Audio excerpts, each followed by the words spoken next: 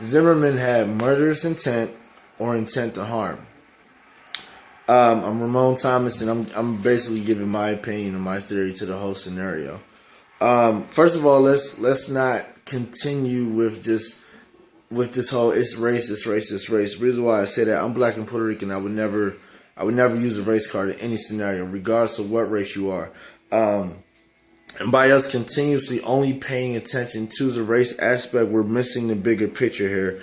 And the media, the juries, whatever, everybody that's on the opposite side that had a decision to this trial is using that to our disadvantage. So yes, the race played a role into it, but let's pay more attention to the details of what really happened.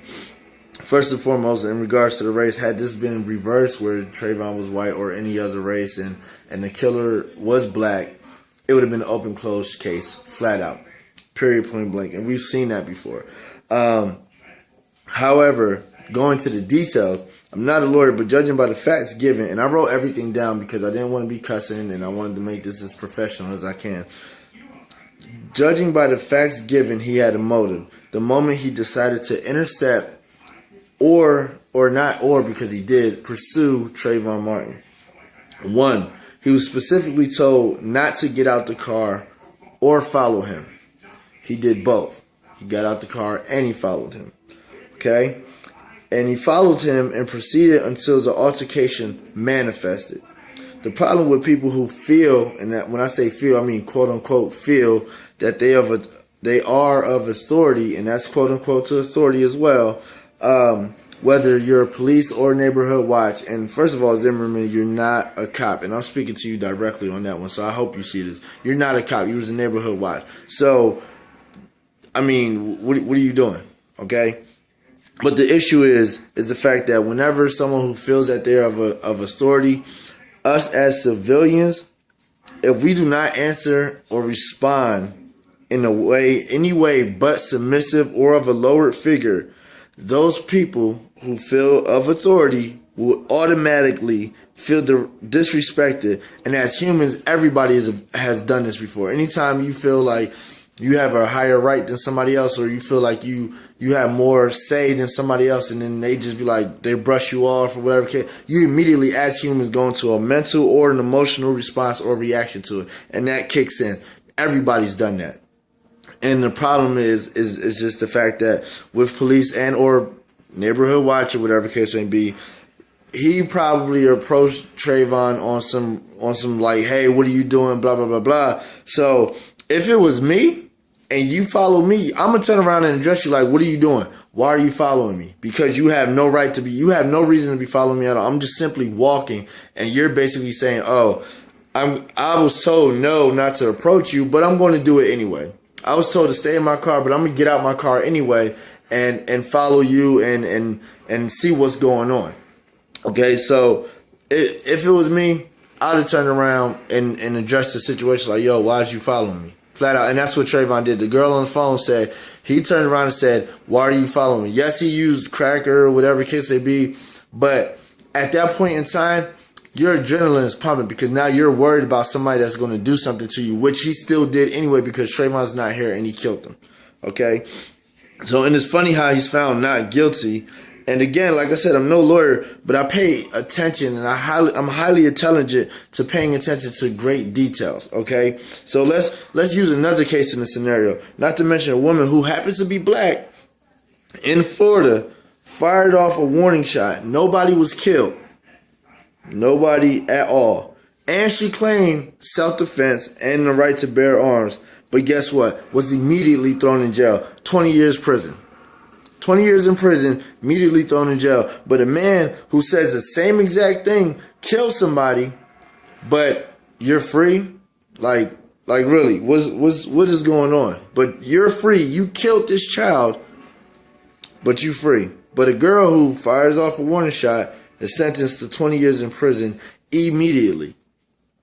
Right. So with that aspect, yes, I think race played a role into that. With the aspect of this trial taking so long, yes, race played a role into that. But given by the fact the jury made a decision that was not that was not ratified. Like it had no legit anything. He should have been charged with something and sentenced to prison for something. But to just be completely, no, he's not guilty. He's completely innocent. And then then for Zimmerman's brother to get on TV to say, Trayvon caused this himself. Yeah, he caused it himself by going to the store, getting some food, coming back, and your brother killing him, right? Okay. But the biggest issue I have with this whole thing is the fact that, and I wish I never saw this interview, because if I didn't, I probably wouldn't be as mad as I am.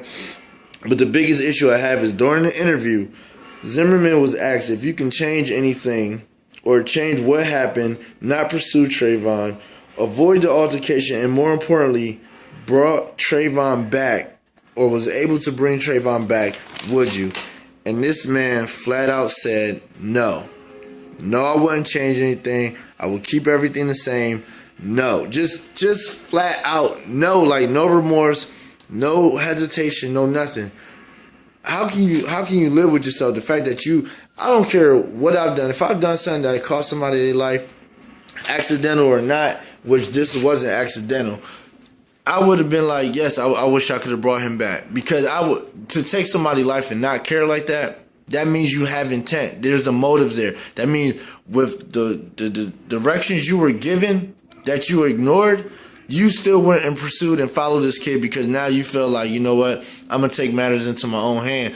And by you probably verbally addressing him or whatever case may be, and him not giving you the answer that you wanted, you felt disrespected. So let me get out my car and go try to force you to listen to me, force you to do what I say. Nah, bruh, because you do that to anybody, they're going to defend themselves. But at the fact of him defending himself, he lost his life and you did not care.